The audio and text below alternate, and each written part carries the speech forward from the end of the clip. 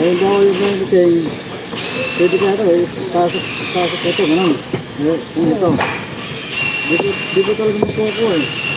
Yan, ganyan. Tapos ipatong mo yung cladding dito. Lagyan mo ng angle dito. Bakit dalawang cladding? Hindi, isa lang.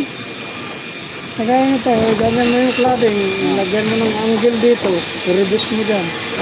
Hindi, kasi pag naubusin, tatanggalin ka naman yan. Ganun, yung rebit. Yung, Yung rebit. hindi dalawang ano lang naman dito. Yung ano lang naman, angle. Hindi na yun matanggal.